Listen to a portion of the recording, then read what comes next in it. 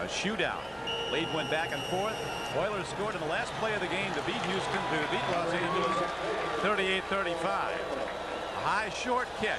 Spinning downfield. Taken by Tracy Jackson, and he jumps ahead to about the 26-yard line. And here we go. It didn't take long. Markers in all over. Zeph Lee, one of the combatants. Johnson, the other. Kenny Johnson, number 22, is the guy that Jerry Glanville relies on to get down there and get everybody fired up during these special teams.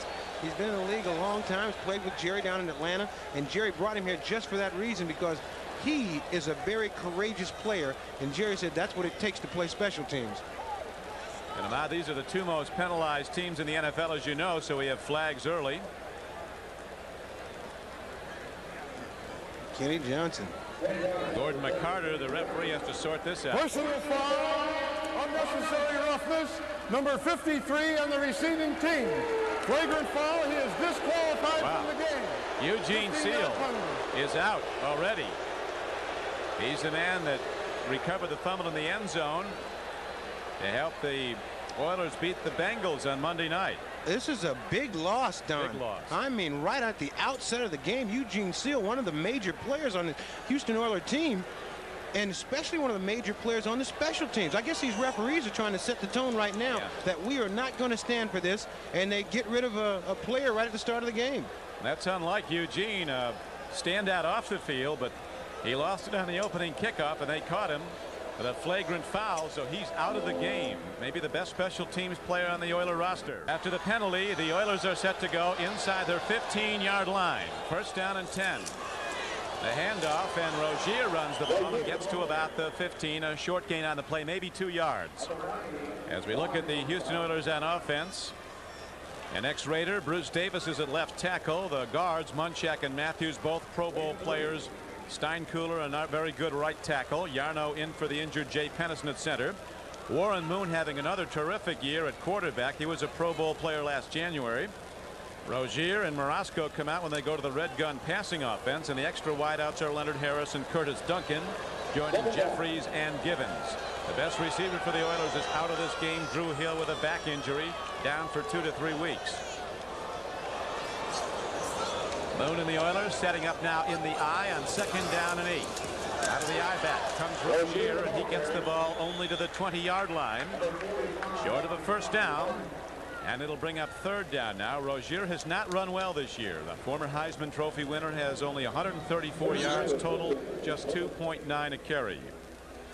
Defensively, the Raiders are big, very aggressive, long, back in good health, having a standout year at left end. Bob Golick at nose tackle is one of the best Plan B players in the league, out from the Cleveland Browns. Robinson is back today. When they go to the nickel defense, the veteran Mike Haynes will come in as an extra defensive back for Los Angeles. McDaniel and Washington at the corners. They'll be tested deep. Alonzo Highsmith, the lone setback. 3rd down and less than 3. Warren Moon on the sprint out, gets the ball away and makes the connection for a first down as he gets the ball to Ernest Givens. Givens turning back. He saw his quarterback in trouble, and here it is again, Ahmad. Very speedy receiver. He's really dangerous when he catches the ball over the middle because he runs so well. First down throw. A swing pass goes to Alan Pinkett. Raiders have him caught, but Pinkett gets away, and he's ahead across the 30-yard line. Out to the 32. Alan Pinkett, the elusive back, who's up to 192. Notre Dame's all-time leading rusher. Doesn't get the ball off, but he's very productive when he does. He's averaging almost 5 yards a carry when he runs it. The Houston Oilers come at you with so many different styles of running back. You just saw Mike Rozier, a pounding inside back. Now you see Alan Pinkett showing that he's a quick darting type of a runner, always able to get out of trouble and get the ball up the field. Small but powerful. Pinkett can bench press over 400 pounds. 2nd down comes up, 2nd down and 6 for the Oilers. Opening drive, no score. Townsend might have left early. We'll see if he was drawn off as the officials flagged the play before it initiated.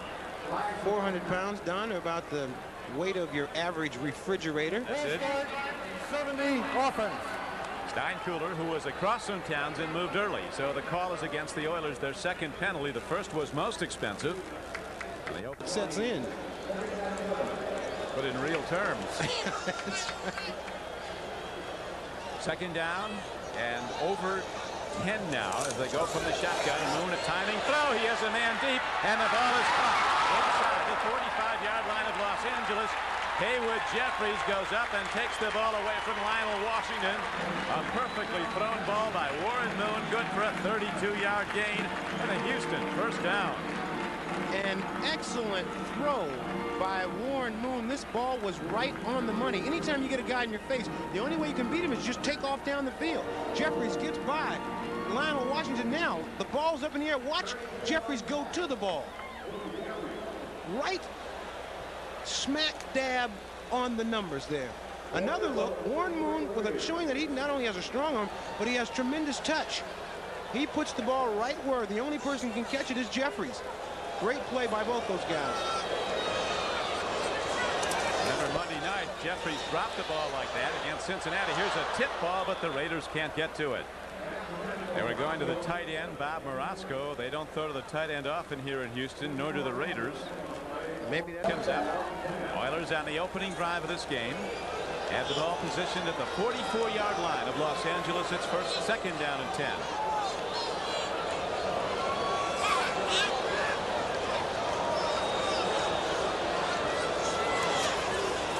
Big rush by the Raiders. Moon stands in. A penalty marker goes down as Moon heads for the sideline, and Mike Cain's got the shot at him before he goes out.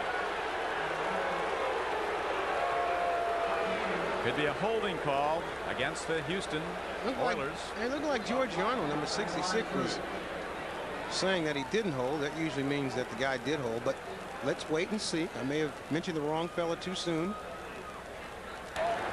Personal foul. Illegal head slap, number 75 defense. Penalty assessed 15 from the dead ball spot. First down. Giorgiano, I am so sorry. Higher from now on. Knockout punch.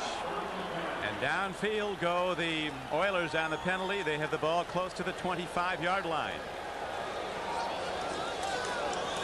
Moon looking to throw again. Stands in, takes his time, and that time a tip ball off the hands of Jeffries. So he caught one and then dropped one.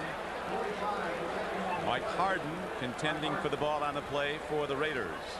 Warren Moon has such an easy release that you really can't tell how hard that ball is coming.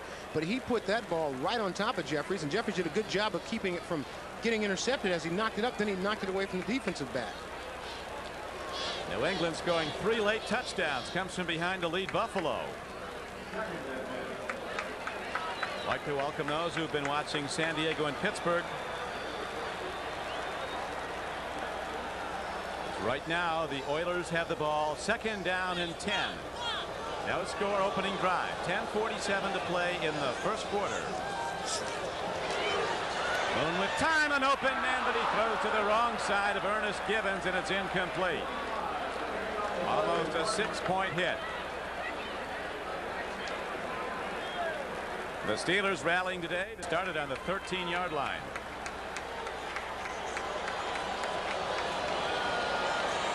Warren Moon, his last throw, 6 inches away from a touchdown, just to the wrong side. Another timing to the end zone, and it's caught by Curtis Duncan. Harry McDaniel was defending, but there are markers down on the field. And we got an offsides on the Raiders. Therefore, I think we got 93 defense, penalty decline, touchdown good. Get off the field. Later was offside. The play goes, and it's a touchdown. Warren Moon to Curtis Duncan, and the Oilers are on the board 6-0. Greg Townsend, one of the premier pass rushers in the league. Just pick yourself from the defensive back. Well, it worked. It went for 6. Curtis Duncan with his 3rd touchdown reception of the year. Extra point is drilled up and good by Tony Zendejas. And the Oilers on the opening drive of the game take it down the field on an extended drive with the touchdown throw. Warren Moon to Curtis Duncan for 25 yards, and Houston has a 7-0 lead on the Raiders. Averaging almost 7 yards a run is Bo, as the kickoff by Zendejas is hit hard downfield. Stephon Adams at the 2-yard line. He's up to the 20, and the special teamers come in and sweep him under. And markers go down all over the field again. Kenny Johnson is a great special teams player. When I came in the league, he was a defensive back for the Atlanta Falcons. He was about 150 pounds. Now he's up to 195 pounds. And I mean, he shows tremendous. He goes in motion on the kickoff. Holding, number 88, receiving team during the return. 10-yard penalty, 1st and 10. He starts on one side of the field, takes a running start in motion, and then flies down the field. Holding on number 88, Ethan Horton, used to be a running back with the Kansas City Chiefs, and now Al Davis making him a project. They're trying to turn him into a tight end. Well, I work with Todd Christensen. Ethan Horton was a highly regarded running back out of North Carolina. He was one of the top draft choices in the league. 15th player picked overall in the first round by the Chiefs in '85. And he's gone to tight end with the Raiders, who got him as a free agent. Beuerlein back in at quarterback after missing 2 games with a sprained knee. Jackson breaks it, and he's out across the 20 and out to the 22-yard line. First carry from scrimmage, and Bo Jackson's ahead for 13, almost 14 yards. Bo Jackson is in the hole and on you so fast that you can't hardly react. I mean, he just explodes out of that back. He's got those small little choppy steps. Watch him take this handoff, and the next thing you know, he's in the secondary. He is full speed right now and just runs over Donaldson. Everybody trying to get a helmet on him before he gets to the ground. Jackson well over 100 yards in his last 3 games.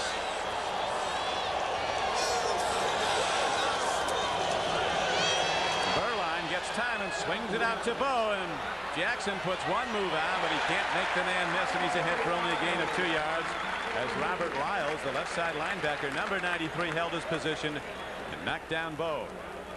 Bo Jackson is a phenomenon. It's just incredible, and I feel lucky to just get a chance to watch this guy who's a superstar in baseball, a super duper star in football, and you just want to watch every single thing he does.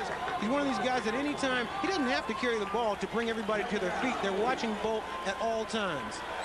It's interesting in that he ran out in the field to warm up, and the conversation in the stands stopped. Everybody stopped to look at Bo. Beuerlein with a screen pass gets it to Bo Jackson, and again the Oiler defenders sweep on up and make the play. On a 2nd down and 8 play, they knock down Bo short of the 1st down. John Grimsley and Robert Lyles, 2 linebackers, were on the stop. Talking to Al Davis the other day.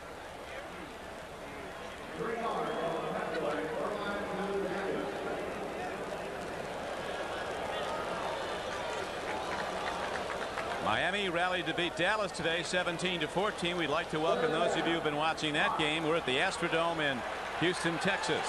The Oilers took in a 7-0 lead on a 25-yard touchdown throw on the opening drive. Warren Moon to Curtis Duncan. Now the Raiders have a 3rd down and 5 play coming up. Steve Beuerlein looking to run, and he falls ahead well short of a 1st down. Still troubled by the strained knee. They don't want Beuerlein running. That time he had to. Eric Fairs and Steve Brown hemmed him in, knocked him down. And there's also a penalty marker down in the Raider backfield. Holding call against Los Angeles. Number 60 on the offense, penalty declined, 4th down. This is something that they don't want Steve Beuerlein to have to do. Beuerlein looking to try to find a receiver open downfield, can't find anybody, and just takes off on a scramble. You got a bad knee like that. That is not a good idea to run that ball too many times. Jeff Gossett, punter for the Raiders. Kenny Johnson, the return man back for the Oilers. A well-hit ball by Gossett, who is a former Houston Oiler. And the ball is taken on a fair catch at the 26-yard line. So the Oilers are set to go on offense their 2nd time. Now to NFL. Thank you, Bob. Houston up 7-0. Warren Moon set to direct the Oiler offense. He's thrown the ball well. Hit 4 of 7 throws in that opening drive for 67 yards. The last for 25 yards in the touchdown. Warren Moon swings it out. The catch is made as he gets the ball out close to the 35-yard line. Alan Pinkett out of the backfield. Eddie Anderson on the tackle. Warren Moon hit just as he released the ball. He missed the game with the Raiders last year with an injury. Greg Townsend put a little lick on him just to let him know he was around just as he let this ball go. An excellent job by Warren Moon finding an open receiver. But it's just as soon as he looked out there to that outlet and threw the ball, Townsend was on him. See, there he finds it. There's the hit. Just a little love tap. Let him know he's around. That's all. Second down and 3 comes up now for Houston.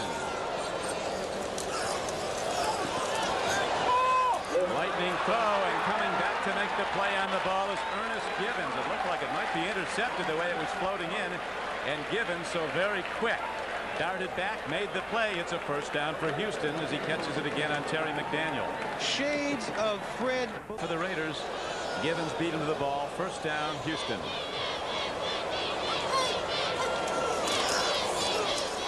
Alonzo Highsmith. The closest thing the Oilers have to Bo Jackson, a big, fast power back. That would like to carry the ball 20 times a game, but in this offense, he only gets it. New Orleans beats Atlanta today. Handoff to Mike Rozier on a second down and 4 play. He's ahead for about 3 yards. Bob Golick, nose tackle for the Raiders, made the stop. The thing that this Houston Oilers offense does to keep the defense off from just. Alonzo Highsmith was the 3rd player picked in the first round. He came out. Lorenzo White, a #1 draft choice.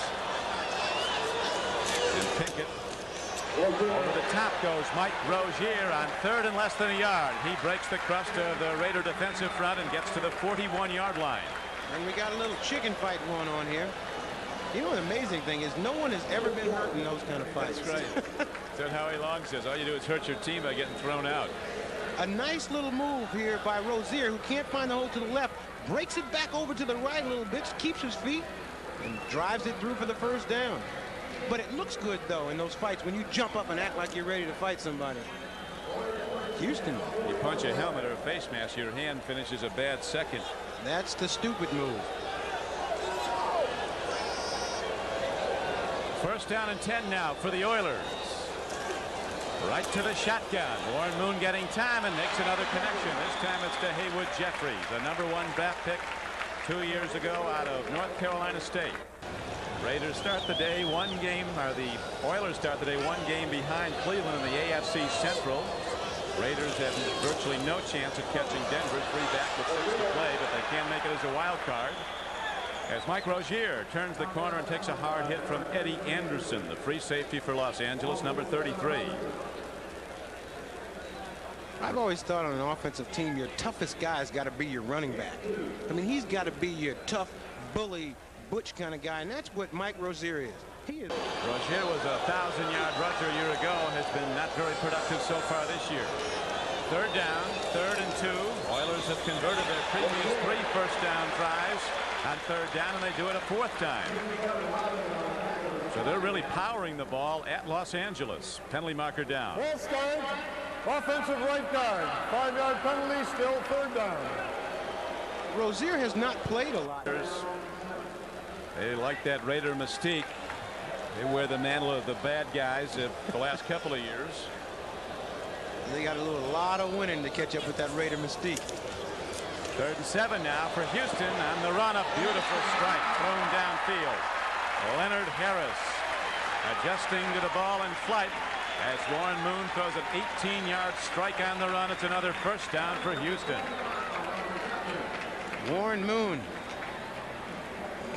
telling Leonard Harris he's doing a great job, but she wants him to come back to him at the end of this route instead of fading away. He makes it a little bit tougher than it actually is, and right at the end of the play, Warren Moon went up to him and told him to bring that route back to me. Warren defense, he really is moving the ball around. Leonard Harris said he was in the doghouse, fumbled a punt at New England, but he got out of the doghouse Monday night, made a terrific touchdown reception to help beat the Bengals. Handoff, and they go to Alonzo Highsmith on a first down carry. He is to about the 18-yard line. Gain of maybe 2 yards on the play. Linebacker Lyndon King, #52, made the stop for Los Angeles. Football games. This is the best way to stop Bo, though, Ahmad. Keep him off the field. The Raiders have had the ball virtually not at all. 3 downs and out, they're 1 possession. This is the 10th play of this drive for Houston. Moon in trouble, but he has good speed of foot running away from it. There he gets it away, and it is, whoa, it might be an interception by Harden. It is. A terrific play by Mike Harden of the Raiders, who fielded the ball just off the turf. Texas-style Raider fans took a while to paint those dudes up. That was awful close, though, Don. It looked like that ball almost could have been trapped. Now, a lot of people think Warren Moon can't move. Warren Moon can't move. Easier to say. All right, there you go. He gets by one pursuer and takes off running. Now he's trying to throw the ball downfield. Can't find anybody. And double pumps just to try to get the ball away, not to take the sack. And we'll see the end of the interception right here. Mike Harden. That's awful close. That is awful close. So it is Raider ball on Mike Harden's interception. Raiders go on offense when we come back. Play stands. It's Raiders ball. Oilers looking like they're ready to put a knockout punch in this game out early if they took it in again. They lead 7-0. But Los Angeles now has the ball. 1st and 10 for the Raiders at their 17.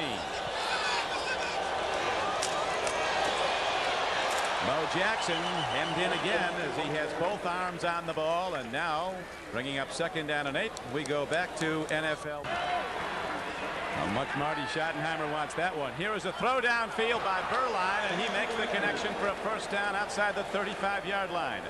Mervin Fernandez, leading receiver this year for the Raiders, makes his 31st catch, averaging almost 20 yards a reception.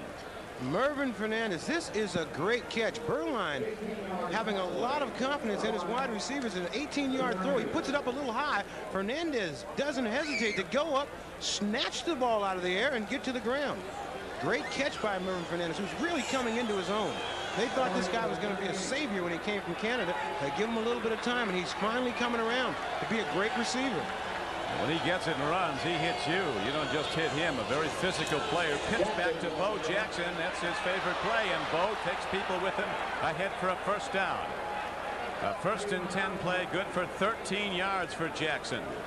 And a remarkable athlete, 235 pounds. You get this contrast, 235, and he runs the 40 in 4.2. Bo Jackson takes the pitch out and wastes no time to go upfield. He goes upfield right away. These linemen, they love to block for Bo because he doesn't take any time in going forward. Here's another look. Bo taking the ball off the right side and then just bursts through the line of scrimmage. And the next thing you know, he is on top of the defense. 3 rushes for 30 yards. Steve Smith, one of the best blocking backs, was leading the way, number 35 for the Raiders. Back to Bo, weaving his way, and Jackson takes a hard hit, gets to the 45-yard line. 1st down carry was good for 4. Sean Jones and Eric Fairs were on the stop for the Houston Oilers.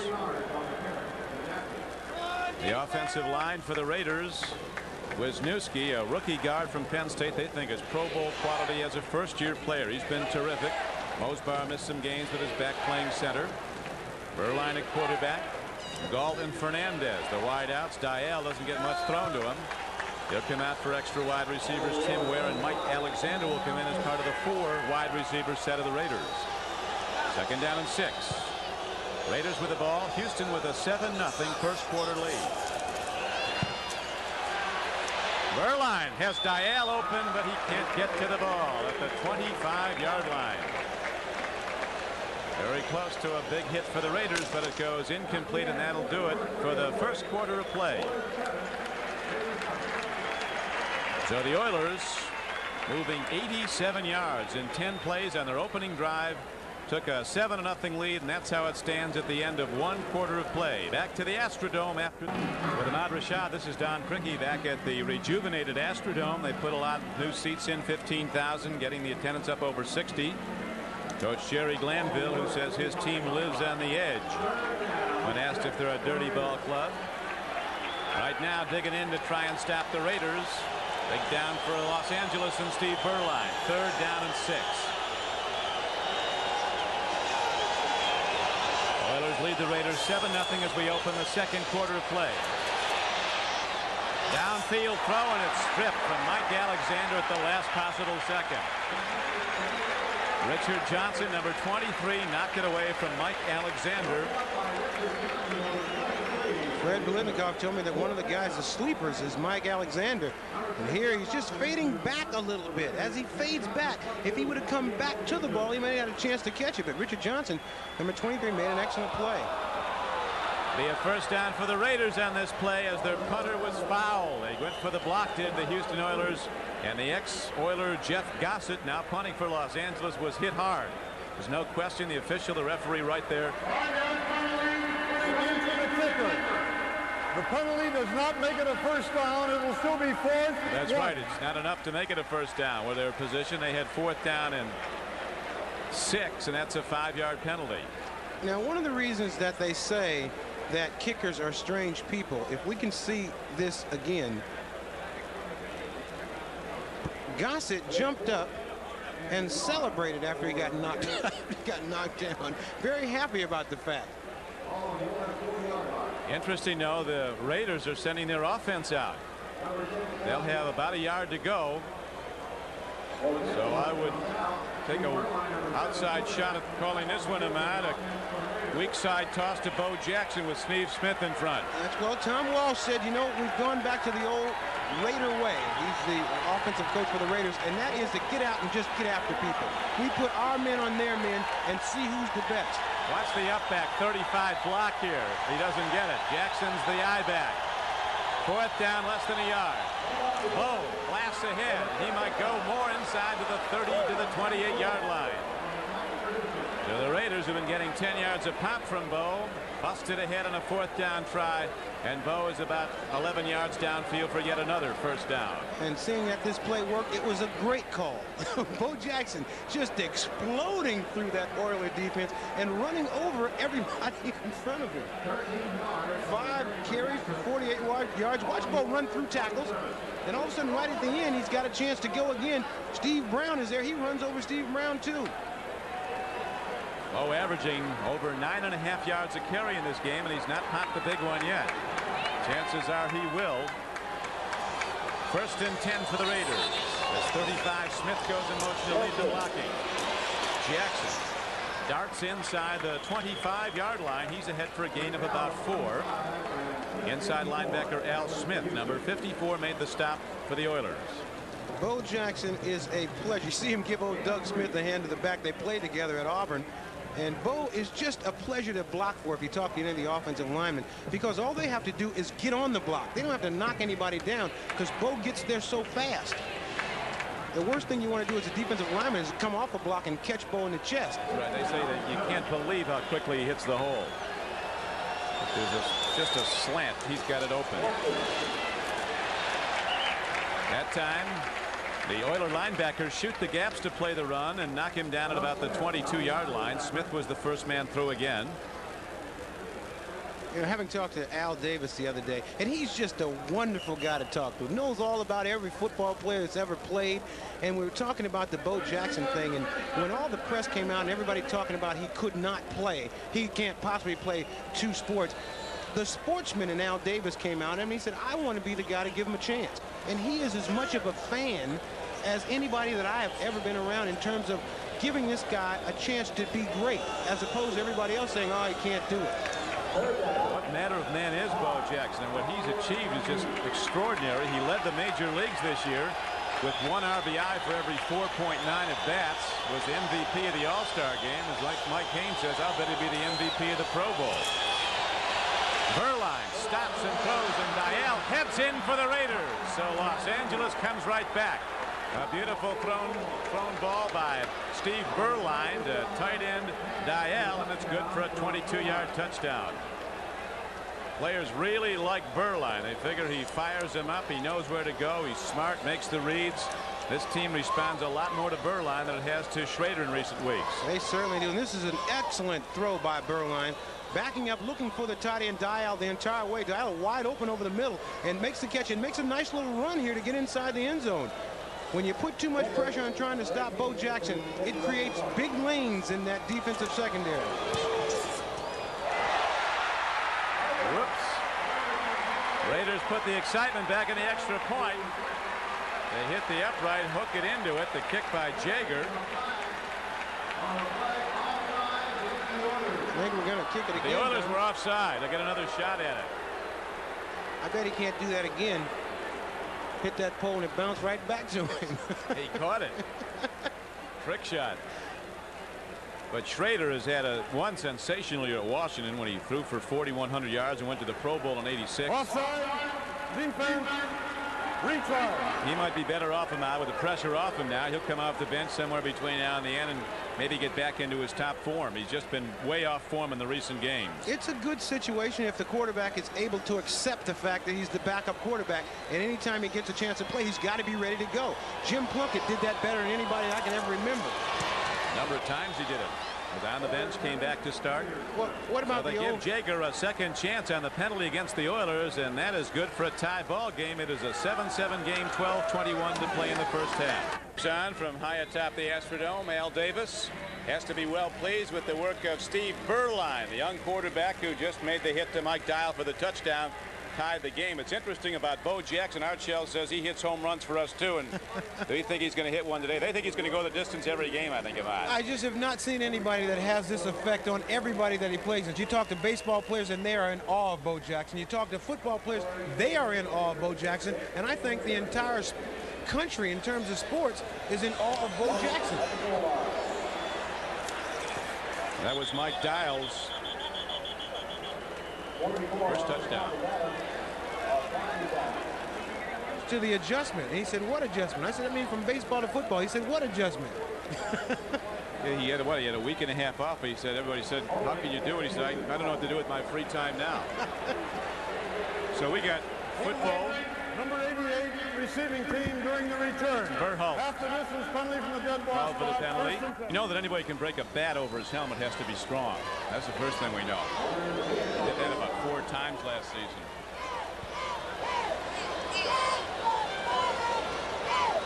First down and 10 for the Oilers. All at their 5-yard line. They try to get some room. Alan Pinkett tries to get him out of jail, but he only got a yard. Now back to NFL Live in New York. There's 32-31. Back to Don and Ahmad.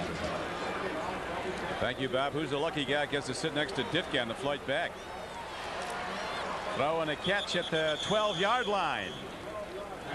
On a second down and 9 play, it's good for a gain of about 7 yards. As we again check the 10-minute with 3 late touchdowns, beat the Bills, and there you see it. Actually, Ditka doesn't have you have to drive home with him today. He was at home against Tampa Bay. He also lost to him at Tampa. Downfield throw to Ernest Gibbons. Warren Moon with the strike. On third down and 3, it's good for a gain out to the 26-yard line. Warren Moon having an excellent game, making all the right decisions. The referees are now making a decision, and that is to bring this play back. Anybody, they're great on third down today, are the Oilers, Ahmad. 77 offense, half the distance penalty, still third down. They are 100% they call it holding. So the play is negated, and now it's third down and 9 as Moon against a rush throws from the end zone and makes the connection to Alonzo Highsmith, and he's ahead for a Houston first down. Powerful Alonzo Highsmith, 6'1", 235 pounds. His dad's a football coach here in Houston at Texas Southern. Highsmith, known for his blocking ability, shows that he has an all-around game. He's a great runner. Here showing he can receive the ball too. And gets it up the field, doesn't waste any time trying to go left and right. He just takes it right on.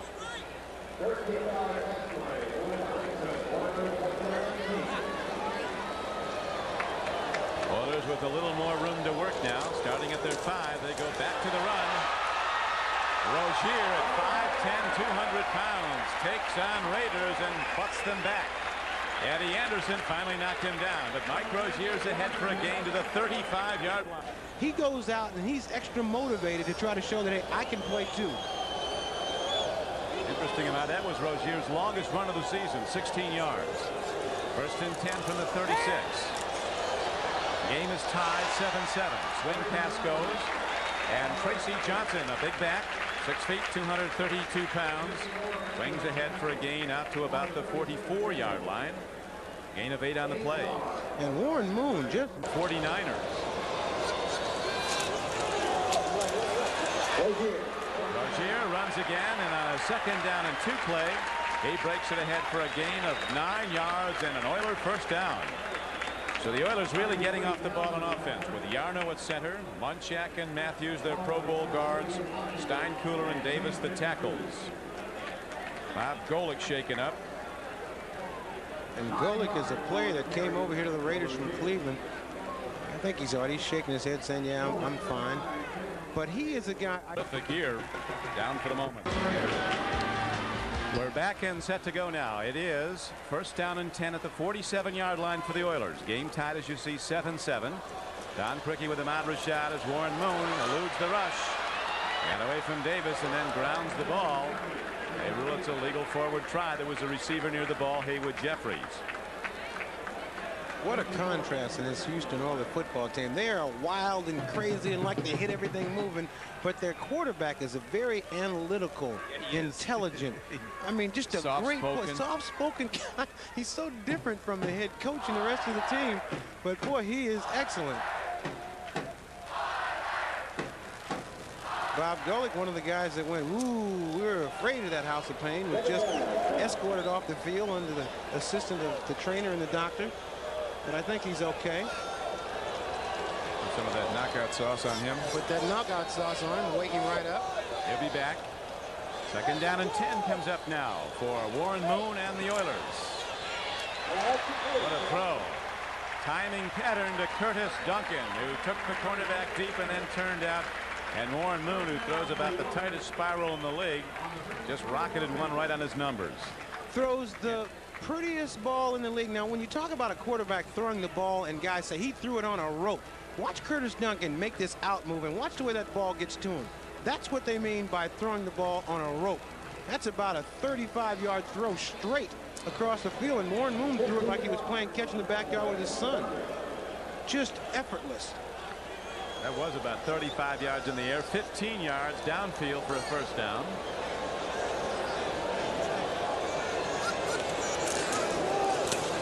Averaging 7 yards in offensive play. That average going up on the last two as they get 13 yards and another first down. I tell you, they're busting open the Raider defensive front. And you can credit a little bit of this to Bo Jackson. I'm telling you, when Bo shows up, everybody plays better, including the other team. Highsmith also getting a chance to run through that secondary, and that's what they like. Once you get past those linebackers, they're not afraid to run over one of them defensive backs. They actually look them up. Let me find the defensive back to run over. George Yarno, the center, with a good block on Piquel, who's in at nose tackle for the Raiders in the absence of Golic, who was shaken up. Rozier trying to cut back, and he is struck and knocked down at about the 17-yard line. A first down carry good for about 4. Jerry Robinson, back after missing some games with a concussion, made the stop. And Jerry Robinson is just wavering now. Some of the things on NFL Live today, the sports headlines. Commissioner Tagliabue talked about NFL drug policy. Was that real or was that a cutout? It was a cutout. Downfield throw, and there's going to be a marker down. Lionel Washington interfered with the receiver, Ernest Gibbons. Lionel protests too much. He was guilty. It's quite apparent when we look at it back. Pass interference. Number 48 defense. Ball put in the end zone. First and goal, 1 yard line. And Ernest Gibbons is limping around on that left ankle. He really is. Here's another look at that play. Gibbons just with a speed move gets by Lionel Washington. Washington now, you can't touch him after 5 yards. He's got his left arm on him right there. Runs up the back of his heel. And the referee is right in front, pulls the flag, throws it. If you're going to do something sneaky, you got to do it on the referee. Now we go to live action. Penalty call against Washington. And the Oilers go first and goal. They're not going to get there, though. They lost about a yard as Rozier tried to pound it in. Coach Glanville getting set to call another play. He calls the offenses and defenses. And ex-defensive coordinator himself. Getting over his snake bite. He told us a frightening story. He was walking around a pair of shower clogs looking at somebody's new house and standing in tall grass. Thought a board flipped over and got him with 2 nails. He said 30 seconds later his foot didn't look like a foot. So swollen. Water moccasin got him. So the good news is the snake died.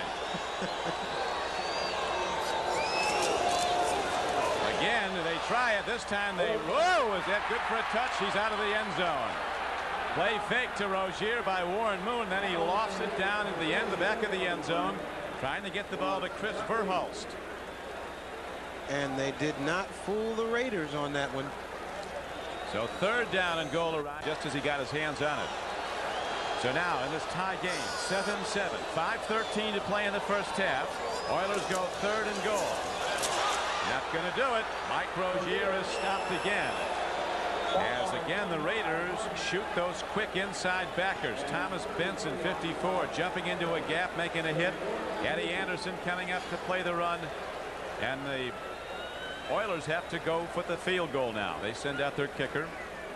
The Raiders like this. Now this is just in a situation down in. Win if they goal them a field goal. Right down inside the 5-yard line. It's like your guys against our guys. Let's just see who's the best. And anytime that you get some sort of a mismatch like that, the Raiders feel like they have the plus. And they showed they did have the plus. They kept them out of the end zone. Now they've got to try to settle for 3 points. Psychologically, it doesn't hurt so bad. Almost like an extra point as Zendejas powers the field goal attempt up and good. So for a second time in the game, the Oilers take the lead. They're now in front 10-7 with 4:21 to play in the first half. Oilers kick it off when we come back. In a game against the Redskins on October 29th, a serious concussion. Said him out. He realized how serious it was when he really realized where he was. He missed Halloween. He wondered where Halloween went. He's hurt in the 29th. He didn't come around until about November 1. Well, he just took a major blow a minute ago and appeared to be knocked out, but he would not leave the game. He is a tough player and one of the heart and soul players of this Raider defense. Runs and tackles, forces fumbles. Robinson from UCLA, where he was a first-team All-American, later a #1 draft choice of the Eagles. Drop ball picked up. Sometimes these go, and this one does out to the 30-yard line. Tim Ware, a wide receiver from Southern California, starts for the Oiler, just like they like it. Thanksgiving Day joined NFL. Raiders are down to there's one of the best players in the NFL. Defensive end Ray Childress, Pro Bowl player last January. He leads the Raiders or the Oilers with 7 sacks. Raiders trailing Houston 10-7. 4:11 to play in the first half. Berline making the starting quarterback goes to Bo. Jackson's knocked down by John Grimsley, 59, inside linebacker. John Grimsley, just an intense linebacker that goes 100% every single play. Talked to Floyd Reese, his coach. I talked to Floyd Reese, his coach. He said he's just like Scott Studwell, a player that I played with in Minnesota, that just is tough as nails. Here, Childress keeps him on the line, and all of a sudden Grimsley comes in, gives Grimsley the ability to just make a straight shot at Bo Jackson. So it's nice to be able to play behind a guy like Ray Childress, because the offensive player never gets any depth and lets you roam behind the line of scrimmage freely. This is the first time Bo has played against the Oilers. He's run 8 times for 54 yards. Here's his 9th. The play he loves, but the Oilers shut it down. Johnny Meads, number 91, reading it all the way, gets Bo in the backfield for a loss. So a 2nd and 8 play now becomes 3rd down and about 13. They beating the Bears for a 2nd time this season. Possible upset in Candlestick, although a long way to go. Packers up on the 49ers by 7.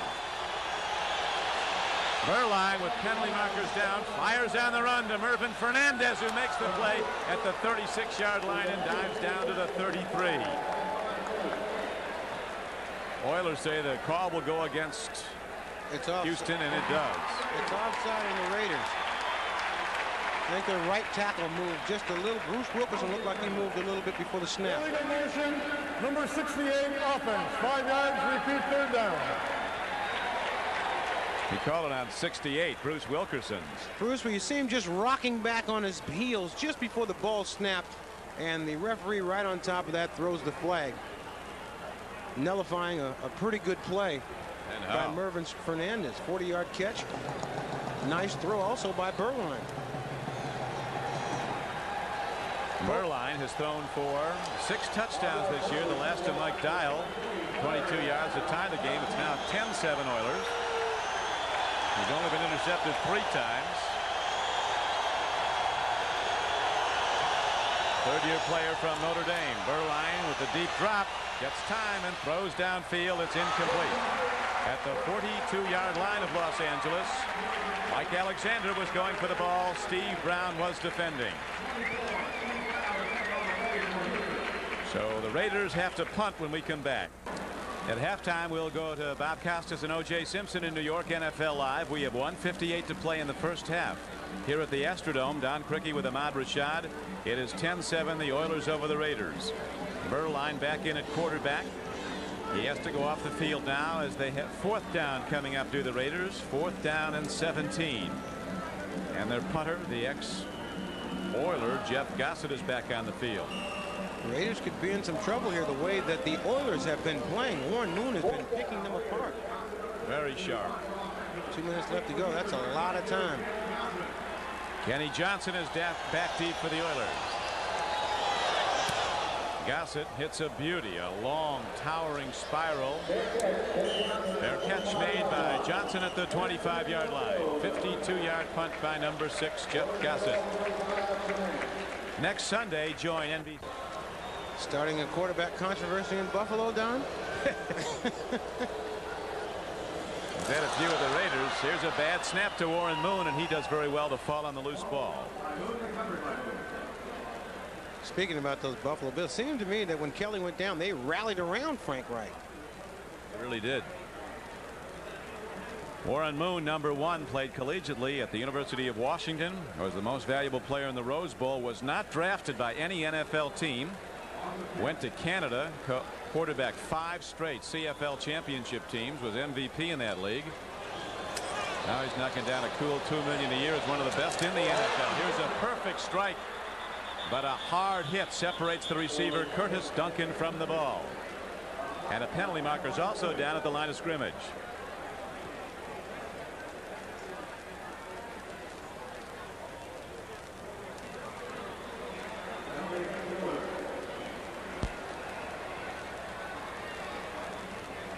This is the illegal motion, number 77 offense. Penalty declined, 3rd down. Just moving a little bit too soon, but this is a ball. You know you're going to get hit on this ball, so you might as well catch this ball because you're going to get hit if you don't catch it anyway. So you just take that lick for nothing. That's one of those things. Every receiver in the National Football League, there comes a time that you're going to get hit regardless, so you might as well catch it.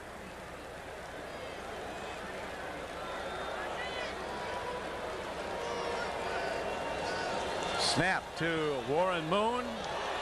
To Alan Pinkett, who's caught from behind and thrown down by Scott Davis. 6'7", 275.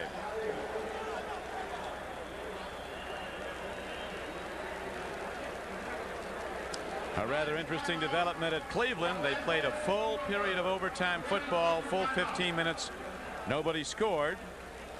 So as they say, a tie is like kissing your sister, but that's better than kissing your brother. They both come away with a half game won and a half game lost. Kansas City 10, Cleveland 10. That was a perfectly set up screenplay. One man killed it. Number 70, Scott Davis. Tough. Oilers open the scoring on a 10-play drive. Warren Moon to Curtis Duncan. Touchdown from 25 yards out. It was 7-0. Beuerlein came back and hit Dial on a 22-yarder for a Raiders score. And a field goal by Zendejas makes it the way it is now, a 10-7 game. Long punt downfield. Stephon Adams running it back. And he's to the 41-yard line where Los Angeles goes on offense 1st and 10 with 65 ticks left in the 2nd quarter. I guess they're still not sure when Marcus can come back with that knee problem. He said he'd be available next week. Next week he's going to be in uniform, huh? He didn't know if he'd be in uniform, but he's eligible to come off next week. Beuerlein on 1st down from the shotgun, stands in, throws a hard ball over the middle of the field, trying to hit Vance Mueller, who can't get to the ball. It'll be 2nd down and 10. Bubba McDonald. Come out of there at least with my life. Jeff Donaldson was waiting for him. That's got to be your first objective. Live through it. Beuerlein, 2nd and 10. Whoa, a free tip and an interception. The ball is picked up by Tracy Eaton. He's on the run, lateraling. They go to the option play, and from behind, a hard stick is put on Donaldson, the free safety who ran it back on the pitch. But with 41 seconds to play in the half, a tip ball is an Oiler interception, and now the Oilers have 41 seconds to work with. To see those Colorado Buffaloes do that against Nebraska, that open field pitch. Warren Moon rolling out on first down. He throws a strike to Curtis Duncan, and he darts out of bounds just short of a first down, stopping the clock. Well, the clock never started on the play. Nice to have a hometown score timekeeper. It's still at 41 seconds. The tough thing down on interceptions is that offensive players don't do any tackling. They haven't played. There was a major mistake there. They never ran any time off the clock on that play. It had to take at least 6 seconds. Still 41 seconds left. Handoff up the middle. Look at Alonzo Highsmith. Bust it down to the 15-yard line. Now the Oilers call a timeout, and the clock is stopped with 34 seconds. They never ran any time off on that first pass play. Break for the Oilers. Concussion. His condition will be reevaluated at halftime. Ernest Givens, now we're told, has a slight ankle sprain. Slight, the most overused word in football. Warren Moon takes a look, goes to the end zone, and an interference call goes on the defender, and the one official coming from way off the plate threw a flag. Another right on top of it never threw a flag. Ruled it was incidental contact. Now a holding call is signaled against the Raiders. Holding, number 22, defense. They're not in the end zone. Not yet. They still have 30 seconds left on the clock. First down and 10 from the 10. Moon throws it in. He's got an open man. Touchdown. Leonard Harris with the reception.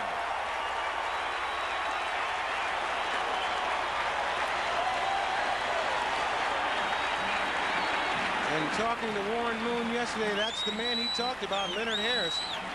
And now Moon with 15 completions, 22 throws, 2 for touchdowns. Harris with the touchdown reception. He's caught 2 for 29, so the Oilers capitalize on the tip ball that was intercepted.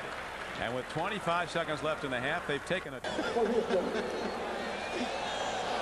high spinning kick down to the 1-yard line. Here comes Stephon Adams, busting it straight up the middle, and he gets the ball to the 24-yard line. 20 ticks left now for the Raiders. We'll be hoping that guy on the clock offense.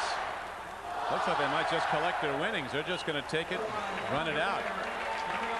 Rather than throw the deep ball, the Raiders elect to run out the clock, and so the Oilers take a 10-point lead. Coach Glanville has to be well pleased with that. A 10-point halftime advantage, 17-7 his Oilers lead. They led it 7-0. It was tied 7-7. The Oilers went up 10-7, and then with the second touchdown pass by Warren. He can turn a big play any moment. So with him not having any catches so far, still he is effective on the football field. There are not many players in the league that are like that. But if you look at his average per catch, 25.8. Anytime he touches the ball at any point in the game, he can turn this whole thing around. They're going to be going to him maybe right away, as it'll be the Raiders receiving to start the third quarter. There is Zendejas, who hit the field goal. 3 of the 17 Oiler first half points. Of course, he kicked the field goal, a 28-yarder Monday night against the Bengals with time running out to give the Houston Oilers that 2-point win over Cincinnati. Zendejas hits a spinner downfield. It'll carry down to the 5-yard line. Running it back from there is Tim Ware, who breaks it for the moment. And do the Oilers have it? It looks like they might. Ware coughed it up, and the Oilers have the ball. Number 22, Kenny Johnson, is a big play player. He makes things happen. He's an old man. He's been around a long time, but the ball is coughed up, and who is right? Johnny on the spot, Kenny on the spot, Ken Johnson. He runs a 5.1 40, and Jerry Glanville says he's got other guys on that special team that run 4.5s. Conduct, number 67. Glenn Montgomery. Raiders, 15 yards from here, first down. Now here comes the penalty. He's out of bounds. The play's over. Kenny Johnson tries to walk back on the field, and somebody pops him. An ill-advised move that gives the Oilers almost point-blank range for points to start the third quarter. They're in field goal range already. The ball at the 19-yard line. There's Tim Brown in the brown jacket. He's out for the season with a knee injury. The ball just pops up, and Kenny Johnson right on top of it. Very heady ball player.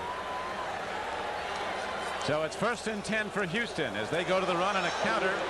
Rozier, holding the ball in one hand, takes it down to the 13-yard line. A first down carry on the play. Good for a gain of about 7 yards. Don, I tell you, Mike Rozier, I'm telling you, you have Bo Jackson coming here. Mike Rozier saying, listen, I won the Heisman Trophy also. So this is a showdown between me and Bo Jackson. There you see Mike Rozier. So he's got very strong hands, able to hold that ball in one hand. And Rozier outrushed Bo Jackson in the first half. Rozier had 10 carries for 47 yards. Bo Jackson 9 for 50. He now has 11 for 53. This is his best outing of the season, Ahmad. Mike Rozier. 2nd and 4. Back to the run, and again they go to that counter play. This time it's power back Alonzo Highsmith, taking it inside the 10-yard line down to the 8. It makes it 1st down and goal for Houston.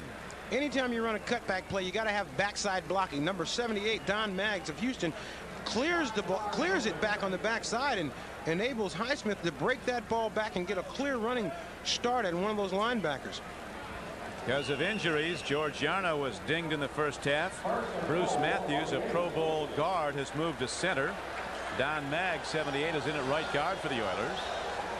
Davis and Munchak on the left side. Steinkuhler the right tackle. And Matthews has played all 5 positions on the line. On 1st and goal, Rozier finds nothing and loses 2 yards back to the 11-yard line. Howie Long caught him and threw him down. Howie Long playing for the first time in a couple of years without any injuries, and they say he is an excellent player. He's back the way he was a couple of years ago. Bob Golick, a concussion in the first half, has not returned. I talked to Howie yesterday, and Howie said, you know, it's just so much more fun to get back to the old Raider way. Just line up and we will see who's the best. I mean, they're very loose. The Raiders are not as stiff as they were under Shanahan. Now they're just out realizing that winning football is what it takes. Well, today they're finding out they're not the best lining up because the Oilers with a dominance in yardage and points in the first half. 250 yards on offense to 96 for the Raiders. And a 17-7 lead, which could soon be expanded on as the Oilers are down close again. Tables to Toke Loco and Tone Loc. Yeah, tuned in I am, right? Second playing in the house all day. I don't know who he is. Curtis Duncan gets a ball over the middle down to the 3-yard line. Toke Loco. Another look. Warren Moon looking to find somebody open over the middle. Just fires the ball in there. Excellent pass by Warren Moon. Very good catch. Curtis Duncan. You have kids, Don. You should know the name of these new dance groups. It's Tone Loc. That's it. I know his music though. Get a wild thing. Zendejas with a 20-yard field goal attempt is up and good. But a penalty marker's down. 12 men on defense. Penalty declined. Point good. Field goal good. Well, it makes sense. It's a lot easier to block one when you got 12 guys on the defense. 13 or 14 guys might help. Can bother you. High kick hit downfield. Stephon Adams at the 2-yard line. He'll run it back from there for the Raiders. Picking his way. There was no hole, and he didn't get much. He's to the 17-yard line. Here comes Mojo, the ace T picker-upper. Now you got to watch Mojo as he finishes. Here he goes.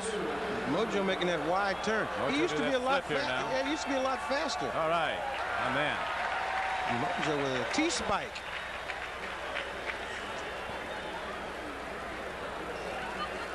They have this crazy George in the stands beating his drum for. Didn't he used to be up with the Raiders in Oakland? He was also at Minnesota. I mean, have money. Crazy George will show up. You could have him at a birthday party. You got the right amount of cash. Berline needs to start hitting the throws as his team is down by 13 early in the third quarter. Play fake, gives him time, lets her go long, and Fernandez takes it for a first down out to the 32-yard line. When I was talking about Willie Gault earlier, Willie Gault makes this play possible. He lines up on the left side of the field and just takes off deep, clearing the entire side of the left side of the field. And then here comes Fernandez coming across. Berline with a great throw here, but it was Willie Gault who cleared that other side. That's what a guy with a lot of speed can do. Here's Willie Gault. He takes Patrick Allen with him, clears out that side, and Fernandez comes right across. You got that good speed. You always got to be aware of him. Just like they planned it, he clears it out, and Fernandez makes the catch. It's Gault in motion. Berline with time again, but running out of it. Throws on the run, and the ball is caught at the 40-yard line. Willie Gault makes the catch. Good for a gain of about 7.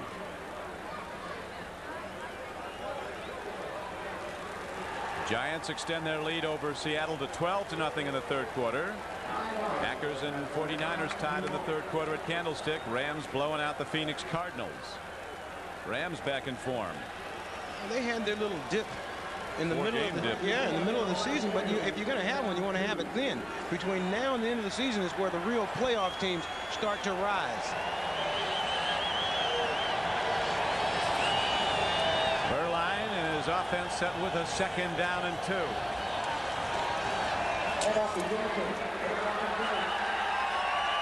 Ball came loose, but they, I believe, ruled that Bo was down just short of a first down. Bo Jackson running so low and powerful in there. You got to get on him in a hurry. You let him get started, he's out the other end in a hurry. Just a power play up front. Just a matchup play. Give the ball to Bo Jackson. Let him just power in the middle. Ooh. The ball comes out a little bit, but Bo's right on top of it. Bounces down by his leg. 3rd down and less than a yard as they go down the Houston wave here at the Astrodome. Never in the first half. On 4th and less than a yard, they lined up in the I with Bo the deep back, Smith the blocking back. Bo took it ahead for 11 yards and a first down. This is 3rd and less than 1. Play fake. Berline can't make the connection as he tries to swing it out to Strahan, number 39. Now you see Berline's leadership. I think he was looking for a deep pattern that was never run. It was a great call. You just have to make the plays. Nobody ran a deep pattern. But those are the things that keep the offense going. You've got to make that play. And Berline, very well aware of that. And boy, he leads by example. You just can't drop that ball. Everything is set up for you. Everybody's fooled by the play pass into the middle. You're wide open, and you drop the ball. Raiders are going to go for it. 9:29 to play in the third quarter. 4th down, half a yard. Jackson, the I-back, gets the ball, and Bo is ahead for a Los Angeles first down. That is Raider football. If they're going to challenge you, they're behind in this game. They got a half a yard to go. I mean, to concede that and punt is almost to concede that we can't do anything. Once again, they line up. Boy, they got it looked like there's no air between those players as they line up in there, but Bo Jackson finds a crack and pounds it through for the first down. That'll do a lot for the confidence of this offensive team.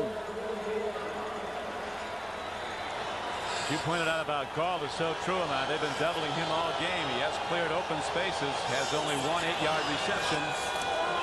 Berline stands in. The play is whistled dead. They had Bo Jackson lined up. They got a little bit of chicken. Well, you know, you don't fight with somebody's got their helmet off there. Wisniewski, the rookie. Well, put your helmet on. He's saying he hit me first. Referee telling him to keep your helmet on. 2nd round draft choice. Now Gordon McCarter says. False start, right guard offense, 5 yards. But he just tackled Ray Childress at the end of that play, and I think that's what started it. Childress, just an aggressive player that comes 100 miles, and he's not even bothered by this. It's like Relax, son. Gives the Raiders a lot of yardage needed, though. First down and 15. They trail to the Raiders 20-7, third quarter. Swing pass, a little low for Bo. Poorly thrown ball by Beuerlein. That wasn't Jackson's fault. Tough ball to catch when you're fading away like that. And Beuerlein taking the responsibility. He looks over at Bo and goes, my fault. But when you swing out like this, the way Bo is, he's swinging out and running away. And Beuerlein throws the ball a little bit low and behind. And that is a tough ball to catch.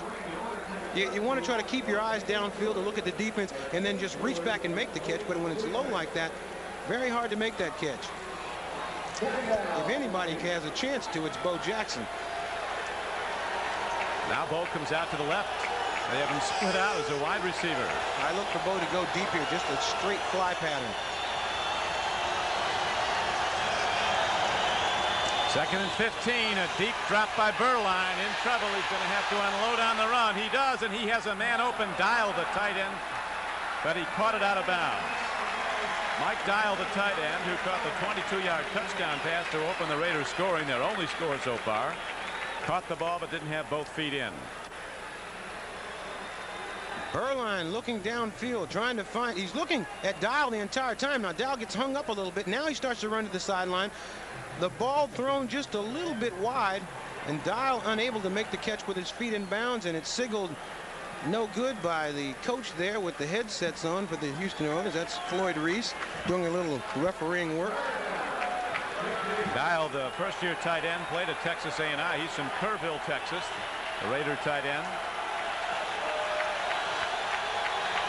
Third and 15 for the Raiders. Fernandez can't hold on at the 43. It might have been tipped a bit by Patrick Allen, number 29. Ball was right there, but Fernandez couldn't come down with it. Patrick Allen made a good play. Right at the end, you see Mervin Fernandez, 86, and Patrick Allen, 29. Watch him go up and just get in the way before the ball gets to Mervin Fernandez. And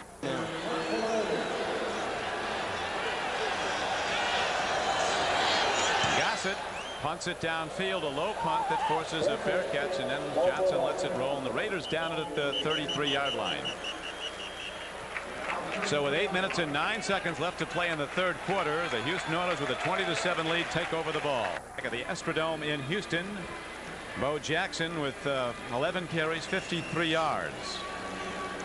At 48 in his first 5 rushes. In his last 6, they've held him to just 5 yards. Howie Long, number 75, ready to dig in on defense now. The only Raider who was with the team when they played in Oakland. He was with them in '81. 9th year out of Villanova. Oilers in the lead, 20-7, and they go to the run, and there's not much there. The first down carry. Scott Davis throws back Alonzo Highsmith, 32. Now, I told you that Willie Gault does not have to catch passes in order to be effective. Willie Gault here cleans this area out. Vance Mueller cleans it out. Then all of a sudden, Mervin Fernandez will come in this area here where they've cleaned it out. When you got that tremendous speed like Willie Gault, watch him clear all these people out. He's gone deep. Here comes Fernandez across the middle, but Patrick Allen makes a pretty nice play just to get in the way and deflect that ball or take away some concentration from Fernandez, and he misses it. Penalty markers on the field after the last play, a no carry, no yardage carry by Alonzo Highsmith. Howie Long, I talked about him being back at full speed. That last time he had a bull rush and just ran his man right back into the play.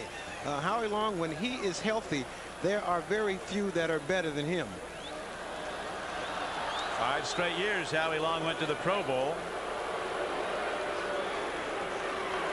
Personal foul, unnecessary roughness, number 52 in the defense. After the play, 15 yards from the dead ball spot, first down. Lyndon King called for the foul. Raiders are self-destructing with some very inopportune personal fouls. Never an opportune one. And Art Shell a little bit disappointed there on the side, but he is such a calm man. I mean, when they tried to go back to the old Raiders, they brought in the right person. He's a guy that everybody respects. He's in the Hall of Fame. He's one of the greatest players to ever play. And Lyndon King getting a penalty for kicking. Put that Rydell on him. Yes, he did. The hidden surface. Handoff, and sliding up the middle is Rozier. Doesn't get a whole lot. On a first down carry, he does cross midfield and get to the Raider 48-yard line. Jerry Robinson knocked him down. Bo Jackson in a mellow mood. They have quieted Bo down a little bit this second half, but he's another one of those players that could explode at any moment. You just can't ever relax anytime that he's on the field. Bo wearing that earring as he plays, keeps the jewelry on. He can afford that. 240 million people in America, in a sports crazy nation. He's probably the most famous athlete now. And should be. Second down and a long 6 comes up, almost 7 for the Oilers. A long ball, running, flying downfield is Alan Pinkett. He can't get to the ball. Good coverage by the linebacker. Thomas Benson, who was a Plan B free agent, was with New England last year. A very fast linebacker, as evidence there. That's what they like to do. They like to get one of their speedy running backs man to man on one of those linebackers and just see how fast he can run. Rams are rolling over Phoenix right now, 27-0 in the third quarter. Giants looking to go to 9-2. Niners looking to go to 10-1. Homer on the road. They're the most consistent team in the league. Good teams they play well against, bad teams they play well against.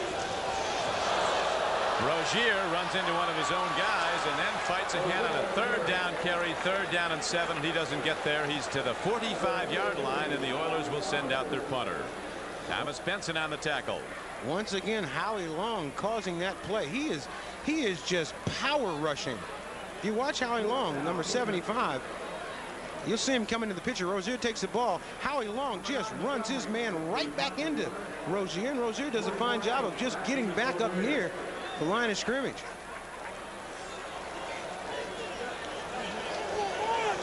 Greg Montgomery, a long-distance punter, averaging almost 45 yards a punt. On the field, Stephon Adams is back for the Raiders. This Houston Oil team cannot afford to let down because these Raiders are dangerous. Dishman will down the ball at the 12-yard line. So the Raiders will try to get it going again, trailing 20. Settle down here because the Raiders have one of those quick strike offense with Bo Jackson on the field and Willie Gault. They could score at any time. Berline on first down, letting it go long. Bo Jackson can't quite get to the ball. You see the end of that play now? Bo Jackson put on a little burst of speed that all of a sudden he was by that defensive back. Had he put on a huge burst and caught that ball, he is Superman. Watch right at the end once the ball goes up in the air. Now Bo's putting on the speed, just zips right by him.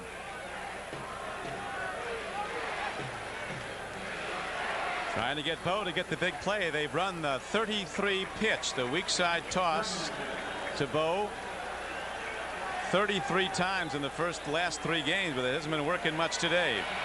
Berline fires. Fernandez holds on this time on a 2nd and 10 play. He's ahead for a gain of 20 yards and a first down.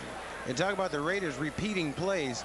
It cuts down on mental errors. It's called execution. If you can execute the play perfectly, then the play's got to work. It doesn't matter. You have to trick anybody. Here's the play we've been talking about. Willie Gault lines up on the left side, clears out the middle, and then here comes Fernandez coming around behind him, right over the middle. Nice throw, too. Great throw by Steve Berline, and they pick up a big 20 right there. Raiders need a touch. They're down 20-7. 5 minutes to play in the third quarter. Last year was a shootout, back and forth, went the lead, 38-35. The Oilers run it in the last play of the game, and there's the first sack of the game. William Fuller with 5.5 sacks now this season for Houston, and he gets Steve Berline. That'll bring up 2nd down and about 15. Steve Berline is looking to unload the bomb to Willie Gault, but Fuller has other ideas. NBC statistician Elliot Kalb just handed me a note that the Berline wall just was broken down. Would you accept that, Mamad? Well, I'm going to pretend like I didn't hear that. That's Elliott. That's his. This is the same guy last year when Warren Moon got sacked. Had a total eclipse of the moon when he got Elliott, comedy writer. Here is Beuerlein firing, and it's almost intercepted by John Grimsley. Running the out pattern.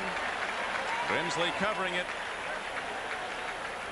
From the University of Kentucky, John Grimsley, a very consistent player for the Oilers. And Beuerlein here, this ball thrown a little bit underneath and almost picked off. But the interesting thing is Willie Gault has run a deep pattern every single play. I mean, just a speed burner.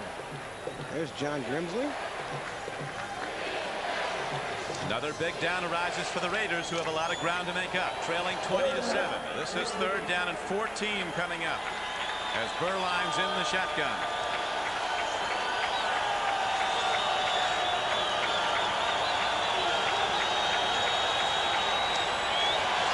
Four-man rush. He stands in and makes the throw. It's incomplete at the 46-yard line.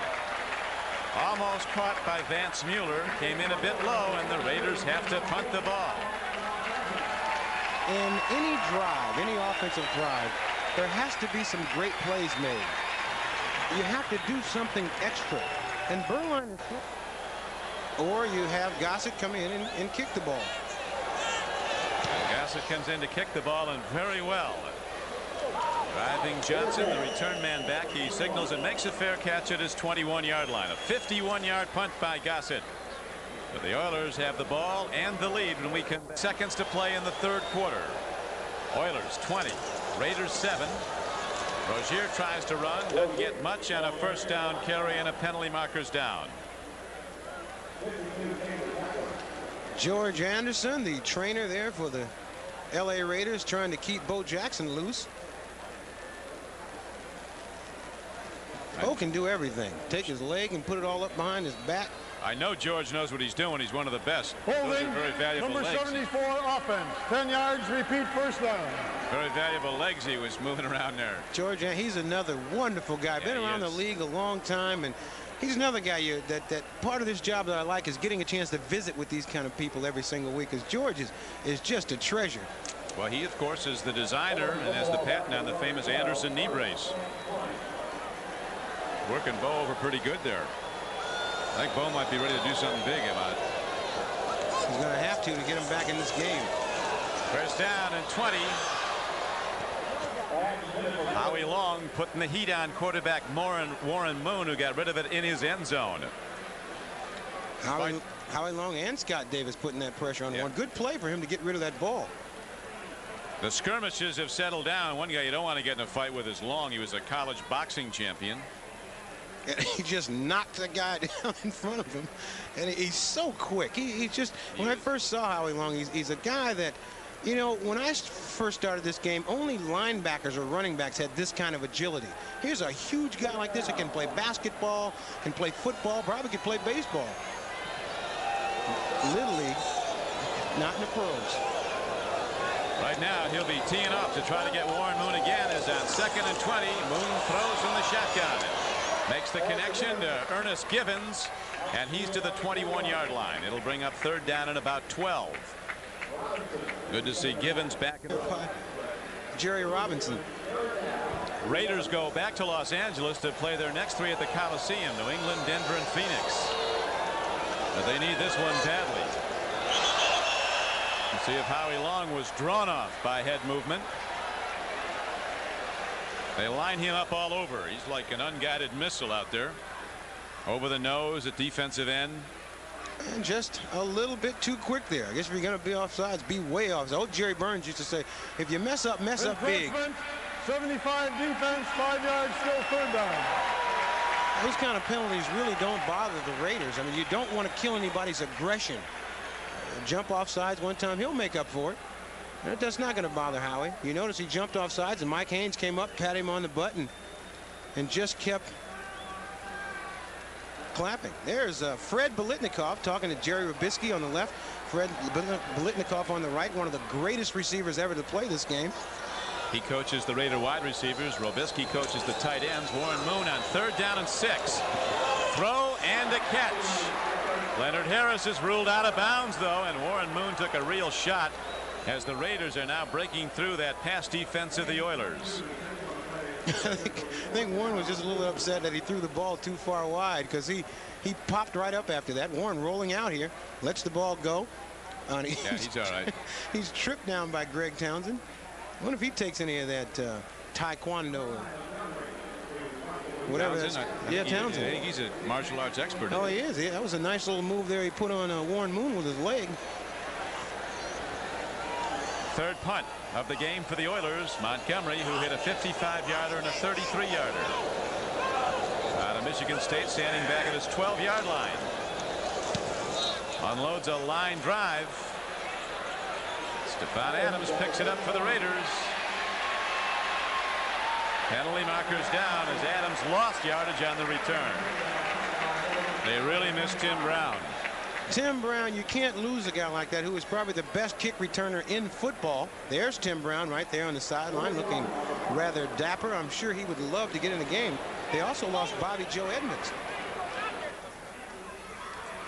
Illegal block in the back, number 92 receiving team during the return. 10-yard penalty, 1st and 10. Emmanuel King.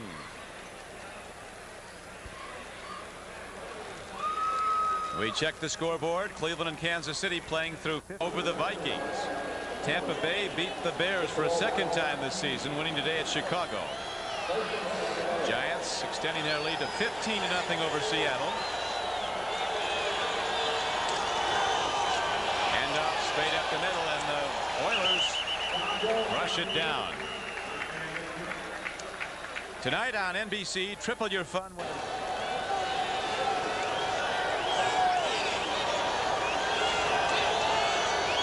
Second and 7 for Beuerlein and the Raiders. They're down 20-7. Long ball. Fernandez is there, and he makes the catch at the 39-yard line. So the Raiders hit their biggest play of the day, 38 yards. Their only scoring play, a 22-yard touchdown throw from Beuerlein to Dial. The Raiders are not shy about throwing this ball down the field. Mervin Fernandez is starting to live up to that billing that he got when he came out of the Canadian League as being a great receiver. And Beuerlein sees that matchup over there with Steve Brown man-to-man and says, I'll take that. The Raiders like this kind of a matchup. And an excellent throw by Steve Beuerlein. Great second look. The executive producer of NBC Sports is Terry O'Neill. The producer of today's game is Terry Ewert. Director Ted Nathanson. 1:37 to go in the third quarter. Raiders looking to get close. Pump fake. Penalty markers. Downfield throw, and it's intercepted at the 5-yard line. Let's see what the marker is. There's a marker down at the line of scrimmage.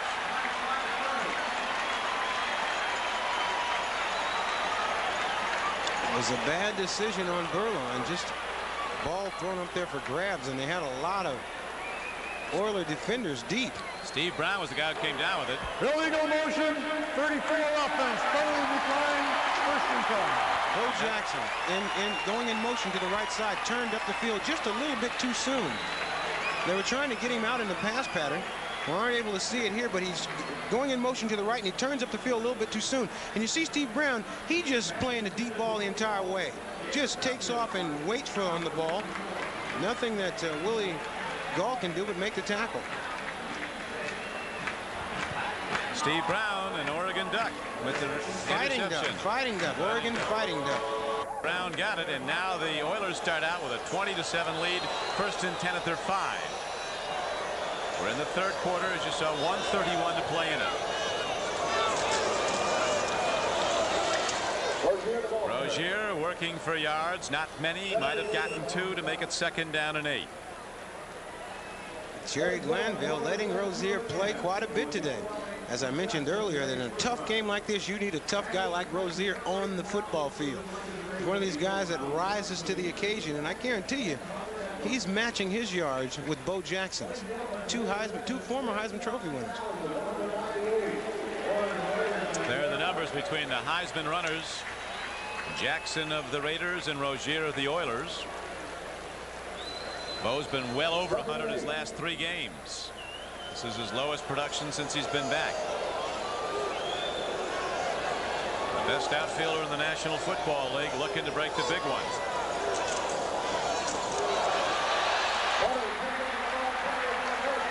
Alan Pinkett breaks it ahead, and it looks like he has a first down. Alan Pinkett showing he wants to get in that category. Let's put my stats up there next to Bose and Rozier. He's a very quick runner, finds a little gap and squirts through it, gets by Greg Townsend there, number 93, and just constantly going forward. He's a small but very strong Alan Pinkett. He and Berline of the Raiders played 3 years together in the Notre Dame backfield. Pinkett ended up the all-time leading rusher for Notre Dame, and Berline the Bengals. Credit Jerry Glanville for putting an exciting football team in this dome. I really think they're one of the more exciting teams in the entire National Football League. In this building, they're about as tough to beat as any club in the league at home.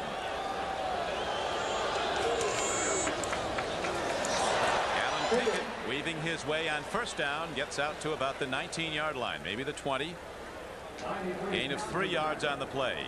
And Don, you mentioned that they're so tough to beat in this building. I think last year when they made the playoffs and they had to go and play on the road, they realized that, you know, we were a pretty good team last year. We did make the playoffs, but in order to go further, we need home field advantage, and I think that's what they're playing for this year. The numbers through 3 quarters. Total yards. Raiders had a lot of yards in the third quarter to come closer. 20-7 is the only number that count. The only number is 20-7. The Raiders trailing in this game as we're now opening the fourth quarter. First minute of play in it. Alan Pinkett getting a lot of work, but not much yardage. They'll bring up third down and about 8.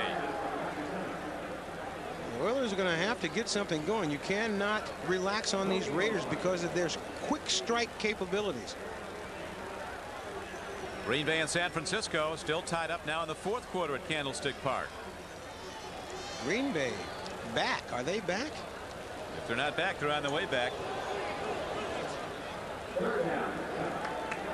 Been a long time. They finally got a big-time quarterback, Don Majkowski. All the great ones don't come in the first round. He came in the 10th. Here's a long ball downfield. It's first down all the way down inside the 40-yard line. Haywood Jeffries beats the corner and is perfectly led again by Warren Moon for a 43-yard gain. Warren Moon is spectacular. And you know what? I'm going to use a cliche here. This ball's on the money. It's on the money. That's what that means. Watch it. Perfect. A perfectly thrown pass by Warren Moon to Jeffries, and he didn't have to be wide open. Warren Moon, watch the way his delivery is so effortless. He just shows tremendous touch, tight spiral. Haywood Jeffries, Warren Moon, 18 for 27, 225 yards, 2 touchdowns, and 1 interception. Imagine this guy was never drafted by anybody. Handoff to Pinkett on first down, and he's to the 35-yard line. Not drafted by anybody. That was after he was MVP in the Rose Bowl. Hey, all's well that ends well. He's now a $2 million a year Pro Bowl quarterback. Alan Pinkett, 5 rushes, 19 yards. And it's really, I'm telling you, this group of backs that they have here for the Oilers really keep a defense off balance. You got so many different kind of guys coming to you every time. Just when you like bulk up to stop Highsmith, they give it to Pinkett. The one of them is very conspicuous in his absence in the playing field, although he's in uniform, is Lorenzo White, the former #1 draft choice out of Michigan State. Getting very little work. Here on second down, Warren Moon slides ahead and is very close to a first down. He had to get to the 28. He might be just short of it. And Warren Moon saying, my fault. I thought the play was supposed to go right. It was a pretty good bootleg anyway. You talk about Lorenzo White. Jerry Glanville calls him Shrine Game because he runs east-west.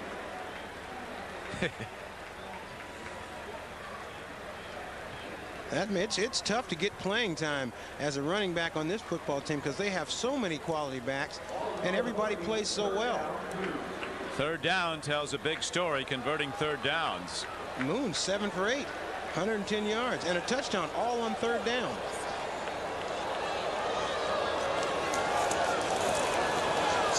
Tried to trap block the Raiders, but they held their ground. Alonzo Highsmith rocketed ahead. What a player he is. Number 32, Alonzo Highsmith from Miami of Florida. Played with Don Shula's son in high school in Miami, and he only played one. I believe it's the first time in this game they have. And they tell a story of a foot short. Talking about Alonzo Highsmith, I had fun with him before the game today. I was kidding him about the Fiesta Bowl when they went out there with those flak jackets and the Army uniforms, and Penn State put a whooping on them, and they snuck out of there in costumes. And they came back the next year in one of the great games ever, beat Nebraska. And of course, January 1 of 1990 on NBC Sports. The indications are strong that it'll be number 1 Notre Dame and number 2 Colorado, although the Fighting Irish have to go to Miami this week to play the Canes. They lose there about once every 5 years. Zendejas booms a long one and extends the Oiler lead to 23-7. This game was tied briefly in the second quarter, 7-all, and since then on that it's been all Oilers. The Oilers have just turned it. You know, in order to be successful in this league at this time of the season, you have to turn it up a notch, and that's exactly what the Oilers are doing. They are really playing like one of the best teams in the National Football League. In this building, they usually are one of the best. Of course, they're fighting for playoff position. They don't want to go back in as a wild card for a 3rd straight year. Glanville has too many games on the road to go anywhere, and here is Stephon Adams, who breaks one out to the 38-yard line on the return with 10:17 to play. Berline and the Raider offense comes out looking to pitch. Stephon Adams, that is what he is wearing on the back of his head. It says Raiders, and this thing over here to the left, I could use a telestrator on this one. Is a helmet with a pirate with an eye patch, and then number 44 on the right. He has his hair dyed gray. He has taken silver and black to a new level. I think it takes some doing to get all that done on your head. That's a fashion statement. Made a statement. Here's Berline, gets time, throws it over the middle. He's got Mueller. Vance Mueller turns the corner, and he is going to fight his way to the 49-yard line. A first down for the Raiders, who trail 23-7. The Raiders missing a tight end like Todd Christensen, who can work so well underneath all this coverage. Here's another look. Berline looking deep first, and then able to come off to Vance Mueller. After they've got all those linebackers run off deep, they got a guy working underneath, and Mueller makes a nice catch. Pretty nice run. Berline on first down makes the throw and the catch to Fernandez. Beautifully done by Fernandez, making that fingertip grab below the waist. Coming back at the ball. Good for a gain of almost 10 yards. Mervin Fernandez, an excellent receiver. Berline likes to go to him a lot. And talking to Fernandez and Willie Gault, Fernandez caught 5 passes for 101 yards. They said the other day they watched a reel of Freddie Biletnikov's catches. And I guarantee you, if you watch Freddie Biletnikov catch the ball, you will come out of that meeting and be a much better receiver. I told these guys they need to follow Freddie around, take notes whenever he speaks. Well, he could do some catching, that Freddie. Man. A pair of the greatest hands that I've ever seen. He had him loaded up too, didn't he? He used to use a little stick 'em on, but that stick 'em doesn't work unless you can catch. Right. Another look, Berline looking for Fernandez. Watch, nice catch with the hands. That's a real good catch. Very good catch with the hands. You'd be proud of that one. I would be, and I bet you his coach Freddie Biletnikov's proud of it. I talking to Freddie said, you know, I let these guys alone a little bit. I try to teach them, but I want them to still have fun and go out and play the game. Well, they got to keep on pitching. Berline checking off on the play now as he's looking at Gault. They double up Gault all game long. Donaldson cheats over the free safety. Berline hesitates and is lost at the 48-yard line. Bears got him. Berline did well not to fumble. He really got a shot on the ball. They have got to try to get this ball to Willie Gault at some time. Berline looking downfield. The Oilers with a tremendous rush and a very good play there by Eric Fairs, who was playing a lot because on the first play of the game, the Raiders lost Eugene Seal. Yeah, he was ejected, was Eugene.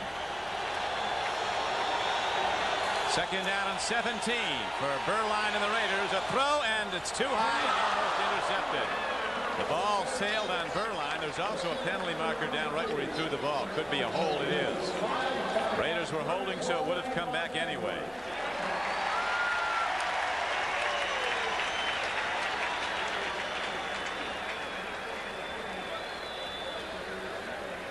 You get in a situation. They're going to decline this, I think. Holding, number 60 offense. 10-yard penalty. Repeat, second down. This is a tough situation. Tough situation to be in.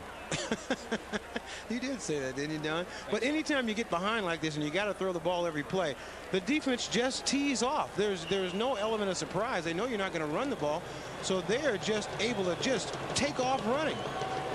There you see the hole there. Sean Jones being drugged down from the behind.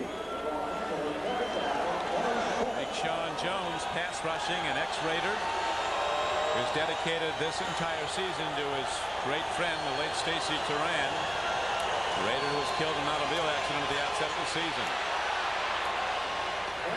Mueller running, and markers are down again as the Raiders are misfiring all over the field, trying to open the way with blocks. That was a 2nd and 27 play.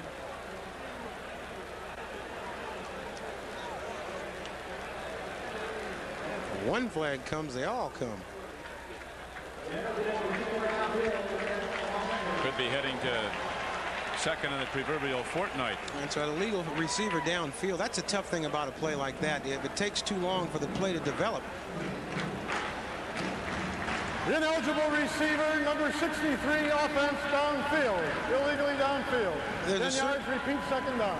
There's a certain timing to every play, and Art Shell, knowing that because he was a great offensive tackle, that you count 1001, 1002, and then you take off running, but the ball was a little bit late. William Fuller, number 95, almost getting to Beuerlein. Beuerlein showing the knee not bothering him too much. Able to deliver the ball. But that little delay caused that illegal lineman downfield.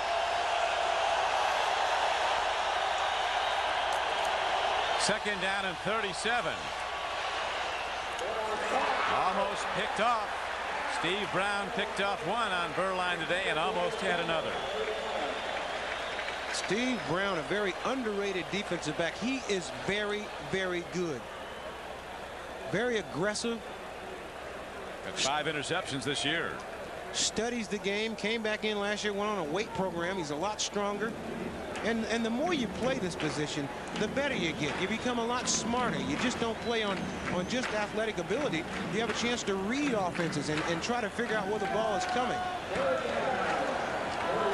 You got to have a good arm here now just to get it far enough for the first down with an 8-yard drop or more. 3rd and 37. Long ball. Galt going for it. And it's picked off at the 24-yard line by Chris Dishman.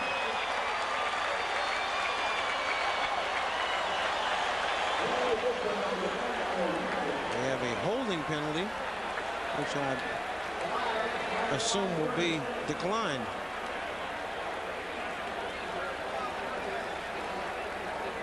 We've had 20 penalties today. 12 on the Raiders, and coming in, these were the 2 most penalized teams in the NFL. Holding, number 60, offense, penalty decline, first down the other way.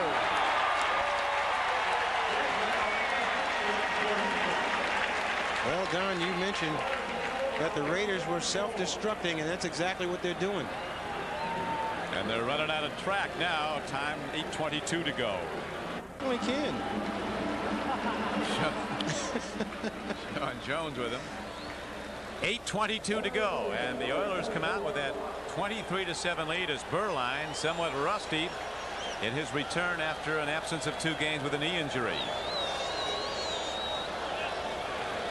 Oilers will be looking to run the ball.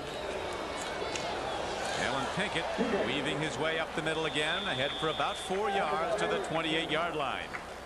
Mike Harden tackled him. Alan Pinkett with excellent body length. He didn't have a hole in front of him, broke it outside, and then turned it back up the field again. Pick up 4 or 5 yards. Started every game from his freshman year on in college. Here's the ticker now as you see the Giants still holding to a substantial lead over Seattle. Green Bay has taken a 7-point advantage on the 49ers in the fourth quarter. Rams have made the Cardinals history amidst continuing rumors that Gene Stallings might be out as Phoenix's coach at the end of the season. On 2nd down and 5, Pinkett lost a couple of yards. Howie Long tackled him. And Howie Long has been excellent today. He really has been a force in that Raider defensive front.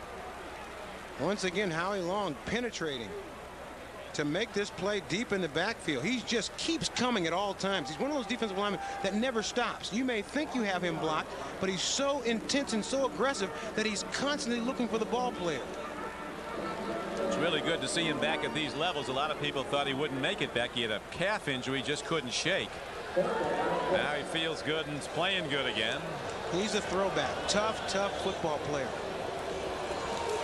On 3rd and 6, Warren Moon lets her rip down the middle of the field and makes the connection for a first down to the 43-yard line. Leonard Harris, a free agent receiver from Texas Tech, makes the play. And Jeffries gives him a hug. He's a little guy. Everybody getting some today. And Warren Moon does spread the wealth. Here's a pitch back. This is Lorenzo White, who broke Big Ten rushing records as a Spartan at Michigan State. This telecast is presented by authority of the National Football League. It is intended for the private use of our audience. Any rebroadcast or other use of this telecast without the express written consent of the Houston Oilers and the National Football League is prohibited. This game is the property of the National Football League, of the Houston Oilers and the Los Angeles Raiders. All rights are reserved. The Houston Oilers lost so many players to Plan B free agency last year, but yet and still they still have some depth. Jerry Glanville complained about it at the beginning of the season. He said, yeah, we still got the best special teams in the league. It's just that all our players are playing for different teams.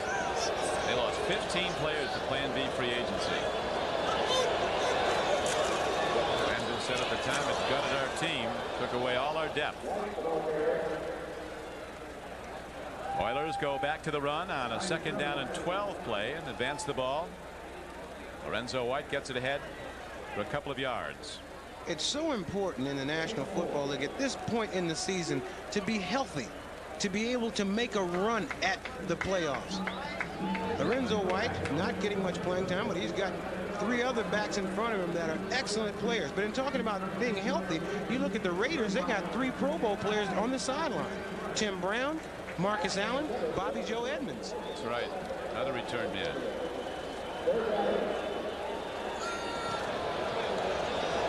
3rd and 9 for Warren Moon and the Oilers. Game clock down to 4:20 to play. Throw and a catch and a first down for Houston to the 45-yard line of Los Angeles. Leonard Harris makes another play. 5'8", 160. And you see Haywood Jeffers, number 84, clearing this route out. Number 83 comes in right where Jeffries left off, and Harris makes a great play.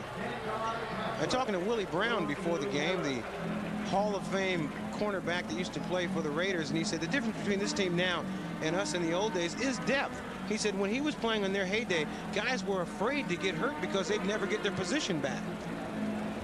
That's the truth a lot of places. Al Davis was saying yesterday that he really feels they're about 3 key players away from having a real standout football team again. Lorenzo White runs again. Al Davis will find those 3 players. I guarantee you. Week 11, Kansas City and Cleveland played through overtime with nary a score, and they ended in a 10-10 tie. Half game won and a half game loss for each. Cincinnati, with a victory today, goes to 6-5. The Steelers go to 5-6 with their win over San Diego. Miami, with a 4th quarter touchdown, rallied to beat Dallas. And New England, with some late scores, beat Buffalo. A tie is the worst feeling in the world for a football player. I almost think losing's better. At least you have some sure emotion.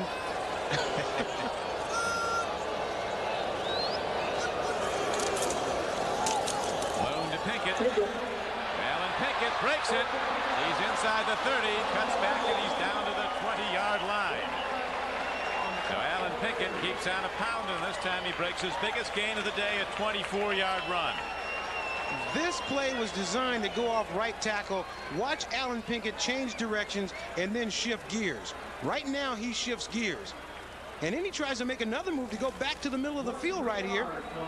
But because of that excellent pursuit by Lionel Washington, makes a great tackle down there. But Allen Pinkett showing that he deserves all the playing time that he gets. Now you can figure out why Lorenzo White's not in there so much. Oilers running the ball time and again. That was their 37th rush of the day for 156 yards. Here's Lorenzo White. Was he something in Michigan State?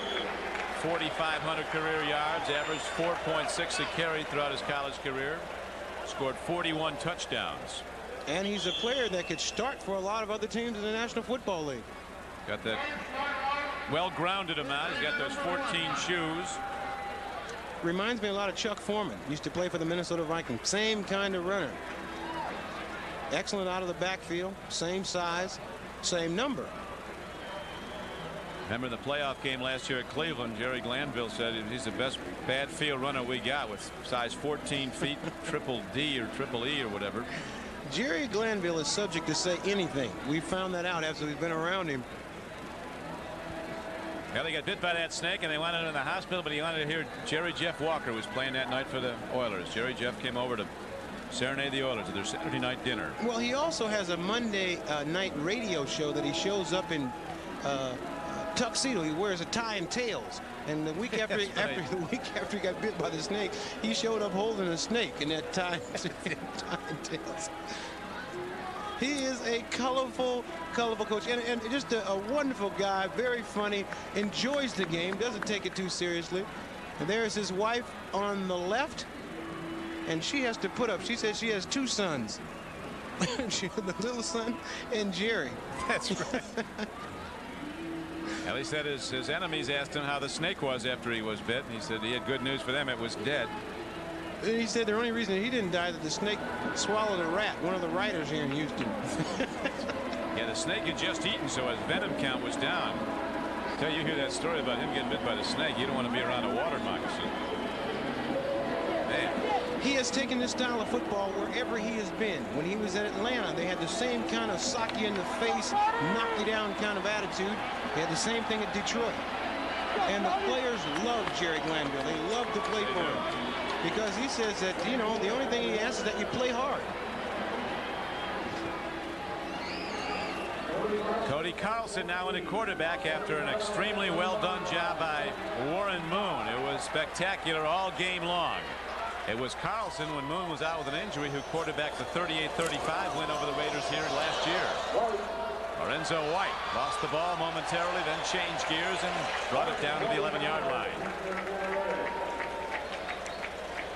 They are having a good time over there on the sideline. Highsmith, Moon, Rozier, Kenny Jackson. I think when you beat the Raiders, that's a good feeling. You talk about the Raider mystique. They indeed have that, but any team that beats the Raiders, they walk a lot taller than the rest of the season. Warren Mooney plays in optimum conditions in the dome, but when they go on the road in the playoffs in the cold, there isn't a better cold weather quarterback around. He's had some experience. Lorenzo White lost the ball, and it does draw a crowd, and let's see who has it. The Raiders have it inside the 5-yard line with 1:52 left to play.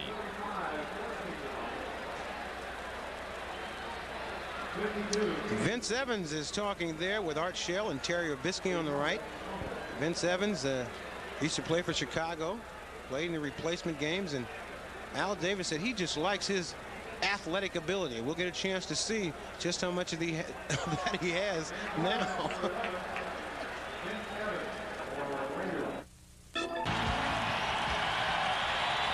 Vince Evans, a former standout for the USC Trojans, in at quarterback now for the Raiders.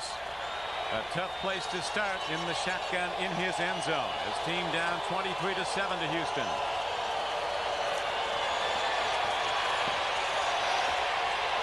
Long ball out there is Willie Gault, and he has the ball at the 45-yard line. Where's that play been all day, Ahmad?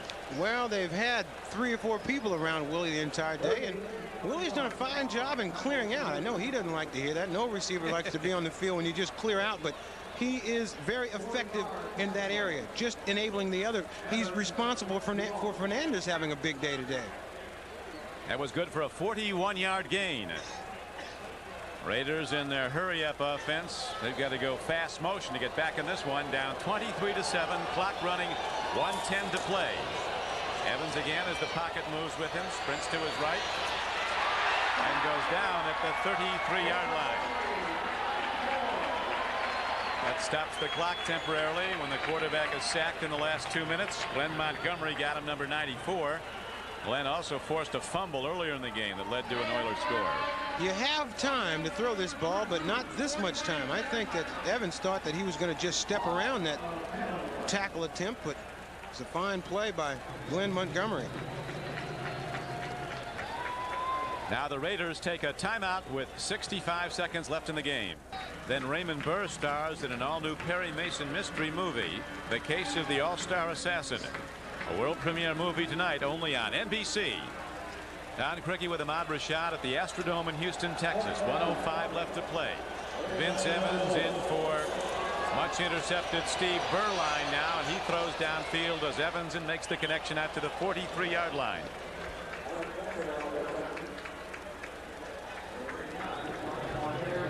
Locked down to 51 seconds in running. 3rd and 9 coming up. Fast people running the fly patterns. Johnny Meads makes the play. Berline, when he was in, completed 10 of 25 for 147 yards and a touchdown. 2 interceptions. One was tipped. Johnny Meads led this team in sacks last year and hasn't gotten on track so far, but he today all of a sudden gets 1 sack on Vince Evans.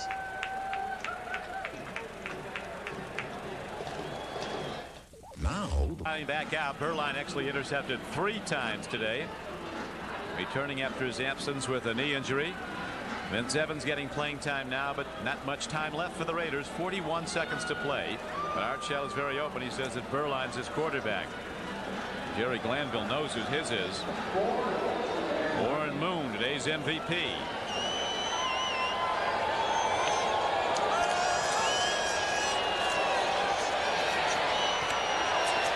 Evans takes off, but a marker's down. This all an exercise in futility, as it was an illegal block for the Raiders, a holding call. The Oilers still want the ball with just 28 seconds left to play. Now they're going to rule they got it. It indeed was an exercise in futility, or worse for the Raiders, as they lost the ball. Holding. Offense. Penalty decline. Fumble recovery. Houston 1st and 10. Green Bay at the moment. They'd go to 9-2, as will the Giants be 9-2. They meet. That'll determine which is on the home field. But if it's the Niners and Denver on the home field in the playoffs, there's a pretty good chance that's who's going to be in the Super Bowl. Better than even. That will do it as they let the final seconds tick out. The Houston Oilers moved to within a half game of the Cleveland Browns in the AFC Central Division with a 23-7 win today. MVP Warren Moon congratulated by some of the defenders, some of the Raiders, and Big Art Shell and Jerry Glanville exchanged pleasantries. Not how the game started. They got along fine, but the players didn't. 2 fine coaches in the National Football League, and Art Shell, just the man that can bring these Raiders back, and Jerry Glanville has brought Houston back. Well.